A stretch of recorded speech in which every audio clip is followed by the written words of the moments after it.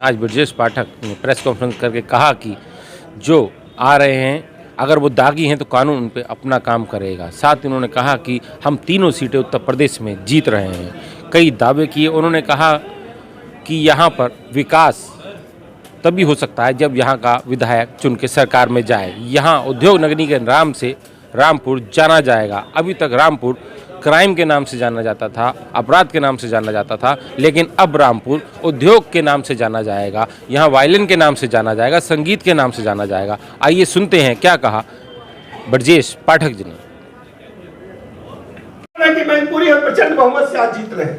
मैनपुरी को भी लोग कहते थे जीतना मुश्किल है, रामपुर लोकसभा को कहते थे जीतना मुश्किल है, आजमगढ़ को कहते थे जीतना मुश्किल है। जातिगत आंकड़े ऐसे हैं। लेकिन आप जानते हैं जब समाजवादी पार्टी और बसपा मिलकर के लड़ी तब हमने प्रदेश में इनको हराने का काम किया है। और इस बार तो सभी लोग अलग अलग लड़ रहे हैं और पूरी तरह से आपके साथ आम जनता, गरीब जनता है। बाबा साहब भीमराव अम्बेडकर का आशीर्वाद आपके साथ है, क्योंकि अभी 3 दिन पहले हम लोगों ने संविधान दिवस मनाया है। आदरणीय प्रधानमंत्री जी ने सर्वोच्च न्यायालय से देश की जनता को संबोधित किया और आदरणीय प्रधानमंत्री जी ने कहा कि ये बाबा साहब भीमराव अम्बेडकर का आशीर्वाद है कि गरीब आदमी भी चुन करके आज देश की सबसे बड़ी पंचायत और देश की सबसे बड़ी कुर्सी पर बैठ सकता है।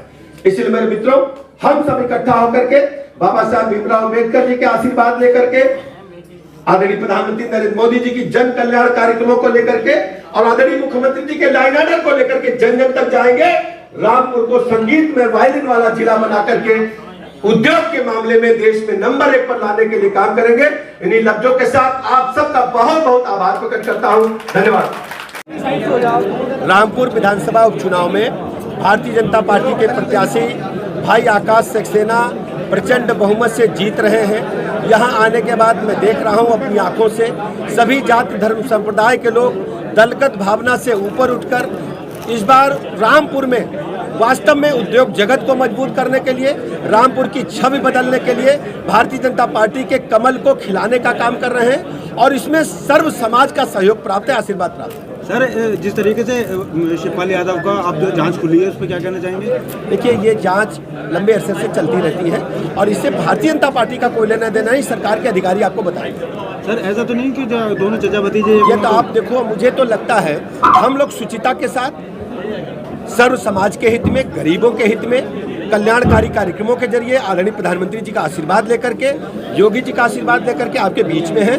आकाश सक्सेना जी बेहतर प्रत्याशी हैं, सर्वथा सर्व योग्य हैं और कमल चुनाव चिन्ह के आगे बटन दबाकर रामपुर की जनता इस बार बीजेपी को जिताने का मन बना चुकी है। सर, आजम खान ने निशाना साधा कि गौकश जो है वो भाजपा के मंच पर दिखाई दे रहे हैं। आप ये मानकर चले कि हमारी सरकार में एक भी व्यक्ति में दावा करता हूँ कानून तोड़ने वाला आपको दिखेगा तो हम ऐसी कार्रवाई करेंगे, उसकी पुश्तें याद करेंगे। अच्छा, जिन लोगों पे मुकदमा कायम हुआ है आजम खान के पीरियड में, आज वो समाज बीजेपी में जो ज्वाइन करें, क्या कहना चाहते हैं? देखिए, ये लोकतंत्र में सबकी इच्छा है कहाँ जाएं कहाँ आए, लेकिन हम इस बात को आपको भरोसा दिलाते हैं पूरे प्रदेश की जनता को, देश की जनता को, कि हम कानून के राज को मेंटेन करेंगे। किसी भी व्यक्ति को कानून हाथ में लेने की इजाजत नहीं। अच्छा, आजम खान का कहना है कि उनको हिंदुस्तान से निकाला जा सकता है बस। अब उनके पेट में क्या क्या है आप पूछो।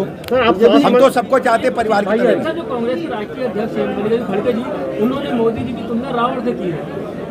दरअसल ये लोग मत भ्रष्ट हो गई है। ऐसे ही काम करता है जब मत भ्रष्ट हो जाती है। सर, आप स्वास्थ्य विभाग देख रहे हैं जो डेंगू की अब क्या हालात है, जिससे आप अब डेंगू कंट्रोल में है, हम लोग लगातार उसके लिए काम कर रहे हैं। राहुल गांधी ने कहा है कि बीजेपी ने करोड़ों रुपए खर्च किए मेरी छवि बिगाड़ने के लिए। हिसाब उनके पास है तो पूछो भैया उन्हीं से। हमारा तो मानना है कि हम शुचिता के साथ आदरणीय प्रधानमंत्री नरेंद्र मोदी जी की गरीब कल्याण योजनाएं जन जन तक पहुंची है। पहली बार लोगों को महसूस हुआ कि पंडित दीनदयाल उपाध्याय जी का एकात्म मानववाद अंतिम व्यक्ति तक पहुंचा है। सबको पक्का मकान मिला है, निःशुल्क शौचालय मिला है, जल जीवन मिशन में नल से जल जा रहा है, 5 लाख तक का निःशुल्क इलाज मिला है, किसान सम्मान निधि मिली है, उज्ज्वला गैस मिली है, सैकड़ों योजनाएं और आम जनता गरीब आदमी के जीवन में बदलाव लाने का काम आदरणीय मोदी जी के नेतृत्व में हुआ है। इनकी यात्रा के बारे में क्या कहेंगे? यात्रा चल रही है इनकी जी, राहुल गांधी। अब जैसा क्या है कि सब लोग अपना अपना काम करते हैं, उनको करने दीजिए, लेकिन हम लोग शुचिता के साथ एक एक गरीब आदमी के साथ खड़े हैं। आज आपने जिन की बात की है सर, उसमें जिन तो कहानी आपने पढ़ी है ना, तो बताओ क्या है। अच्छा, भाजपा में क्या अब्दुल की हिफाजत होगी? भाजपा में अब्दुल की हिफाजत? भैया ये भाई हम आपको भरोसा दिलाते हैं, उत्तर प्रदेश के देश के एक एक व्यक्ति को भारतीय जनता पार्टी संविधान के तहत उसकी सारे अधिकार सुरक्षित रखते हुए उसको मुख्य धारा में लाना चाहती है, और यूपी में हम एक एक व्यक्ति की सुरक्षा की जिम्मेदारी लेते हैं। अच्छा, तेजी से भाजपा में मुसलमान जुड़ रहे हैं, क्या ये हम सबका स्वागत करते हैं। ये आदरणीय प्रधानमंत्री जी ने तय किया है, जो हमारी गरीब कल्याण योजनाएं हैं, एक एक व्यक्ति को लाभान्वित करने का काम आदरणीय मोदी जी ने किया। तो माहौल क्या है इस वक्त चुनाव का? माहौल आप जीत रहे हैं, भारतीय जनता पार्टी जीत रही है। तीनों सीटों पे तीनों जगह मैनपुरी में होके आया हूँ, मैनपुरी में तो लंबे मार्जिन से जीत रहे हैं। पहली बार मौका, घर घर जा रहे हैं। कहाँ जाते थे लोग? बड़े मियाँ कहीं घर जाते थे? बताओ, जाते थे कहीं? बताओ भैया आप लोग। ये तो फतवा जारी करते थे। अब कम से कम घर घर जा करके मतदाता महान है, मतदाता भगवान है। मुस्लिमों को टिकट दिया जाएगा सर? भैया जीतेंगे तो देंगे, लोकतंत्र में जीतना इंपॉर्टेंट है, जो जीतेगा उसे टिकट, जीतने की गारंटी दिखाओ। अच्छा, क्या भाजपा इस चुनाव में आजम खान की सियासत को खत्म करने की कोशिश कर रही है? भाई हम किसी के खिलाफ काम नहीं करते। भारतीय जनता पार्टी शुचिता के साथ जन कल्याण कार्यक्रमों के जरिए आम जनता के लिए काम करती है। हम सियासत सत्ता के लिए नहीं करते, हम गरीब लोगों के जीवन स्तर में बदलाव लाने के लिए काम कर रहे हैं। तो रामपुर के लिए क्या करेंगे आप? अगर रामपुर में बताया, रामपुर में जाना जाता था अपराध के लिए, रामपुर जाना जाता था गुंडई के लिए, रामपुर जाना जाता था अराजकता के लिए। अब रामपुर वायलिन की संगीत के लिए दुनिया में जाना जाएगा। 8 दिसंबर को कमल खिलने के बाद रामपुर वालों को क्या तोहफा देना चाहिए? अब हम विस्तृत प्रारूप बनाएंगे, जनप्रतिनिधियों से बात करेंगे, जनता से बात करेंगे, और उद्योग के मामले में नंबर 1 पर लाइन करेंगे। बगल में मुरादाबाद में पीतल नगरी है, तो यहाँ भी कुछ विशेष है। यहाँ जो भी विशेषता है उसके ओडीओपी के माध्यम से एक प्लेटफॉर्म बना करके उसको विकसित किया जाएगा और दुनिया में मार्केट को उसको उपलब्ध कराएगा।